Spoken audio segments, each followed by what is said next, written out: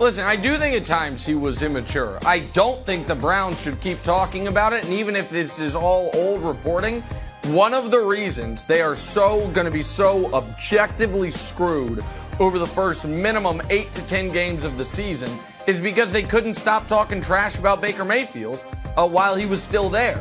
If they had handled this better, Brew, then maybe they wouldn't be having to go with Jacoby Brissett for the first few months, if not the entirety of this season. So, no, I'm not sure. Listen, I think Baker was better his most recent year as far as maturity goes. But obviously, that fiery personality, there are some drawbacks to it. But I just don't know why the Browns were so insistent on letting the world know how much they disliked their own quarterback while he was still their own quarterback. That's one of the reasons they had to end up eating $10 million of his salary and only got a 4th or a 5th round pick back for him. No, I agree with you on that. You and I both felt like the Browns and Baker should have had, a brief reconciliation where Baker could have been their quarterback this season. But this report does make sense because it explains why they didn't bring him back. Remember, he threw out the olive branch. Well, it's going to have to take some reaching out. He threw it out there. They never reached out. And this is why. Now, rightly or wrongly, they clearly just feel like, no, this dude is so immature. And even though Jacoby Brissett is not as good as Baker, he apparently is more mature. But it looks bad coming from the Browns. I don't need to hear the Browns talk about the quarterback's character, off-field behavior, anything off the field. Don't talk about with your quarterback because Deshaun Watson obviously has his own issues. So when you're talking about Baker, whoever your quarterback is, keep it to on-the-field stuff because they don't look good right now with criticizing Baker's character, and then you brought in Deshaun Watson right now. That's right. See, Jason Lloyd of The Athletic, who wrote the article, handed out a lot of L's, not only to Baker, but also to the Browns coaching staff. So Stefanski didn't get away scot-free here. He said that Baker was criticizing Stefanski for the protection that led him to get sacked a bunch of times against the Steelers. Also criticized Stefanski when they missed a game against the meeting post-Patriots because Stefanski was dealing with Myles Garrett. But here's the thing that I think is under the radar, Nick, and you tell me if you think this is going to be an issue in Carolina. Mayfield had a passer rating of 17.8 in the final 4 minutes of games last season when the Browns trailed by 1 possession or less. That's from Jason Lloyd's article. Do you think Baker in crunch time is a significant issue, or are you just blaming that on, hurt Baker? Well, no, I think part of it's hurt. I think part of it is a minuscule sample of final 4 minutes of one-score games with the ball. We're probably talking about less than 50 passes, and I remember a few vividly of some terrible interceptions he threw, and that obviously will wreck the passer rating. But I do think that Baker, my biggest on-field criticism with Baker Mayfield is a simple one, Wilds.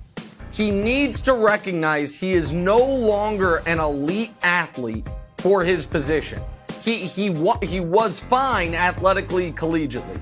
In the pros, he is slow compared to the guys chasing him, and he abandons the pocket too early like he's Kyler.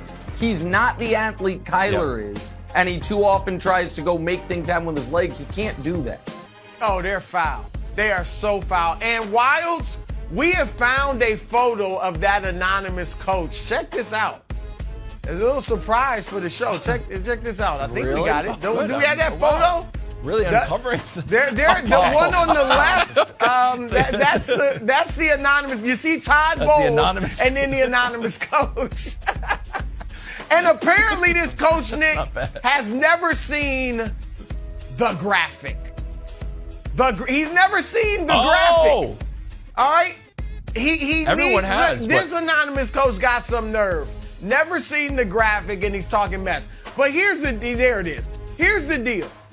How about saying if the San Francisco defense had been able to hold up a lead, they were up 20-10 with 9 minutes left. Now, I was glad. I was pulling for Kansas City.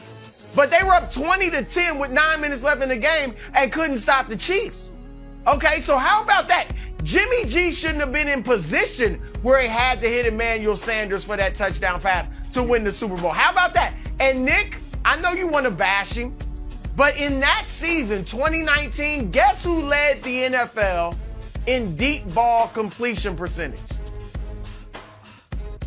Care to guess? No way. Jimmy G! 61%. 2019, 61% of his deep balls completed. Number one in the league. Pat Mahomes was second with 51%. Now, it's gone down since then. But that year, he was accurate on the deep ball. So I'm just saying. All right. It's fine. Listen, the Jimmy G conversations frustrate me. I don't know if you can tell. But now there's a silver lining of this. Wilds. There are a lot of old numbers, new numbers, advanced numbers, basic numbers bouncing around at all times, a lot rattling around in my brain. And I need to occasionally just eliminate some. And I now know, based on two things Broussard has said, that deep ball completion percentage is a stat I don't care about. If the 2019 leader in the NFL was Jimmy Garoppolo and the 2021 leader in the NFL was Tua Tagovailoa, then I'm going to go ahead and say that stat is garbage and throw it in the trash. Now, this whole idea of, oh yeah, if the defense would have held up, or if Jimmy G in that Super Bowl hadn't thrown an interception literally with his eyes closed, maybe they would have had more than a 10-point lead. If Jimmy G, after the Chiefs scored the first touchdown to come back and make it 20-17, didn't repeatedly have balls knocked down at the line of scrimmage because he was shocked Chris Jones was there, maybe they would have won there. But the fact of the matter is this. I'm gonna now counteract Brew's nonsense graphic with a very basic one. Anyone that screams and hollers Jimmy G's a winner because he wins 2 out of every 3 games he plays, I'm going to show you his playoff numbers, where he also has a 67 winning percentage. Show me the playoff numbers. That's his playoff career, guys. 74 passer rating, 4 touchdowns, 6 picks, 160 yards per game. But he's 4-2. Of course, this coach is right. Guys, can we, for the love of God, please, you don't have to listen to me. Just believe your eyes. And by your eyes, I guess your eyes, your brain, your heart, anything, the fact that no one will trade for him. The fact that he is no longer I'm doing my, for Wednesday, starting quarterback pyramid. Guess who's not on it? Nice. Jimmy Garoppolo, Wilds. You know why? Because he's not a starting quarterback. Thanks for watching. Subscribe here to get the latest from the show. Also, be sure to check out more of the best clips from First Things First, or go watch a few segments from our other shows on FS1.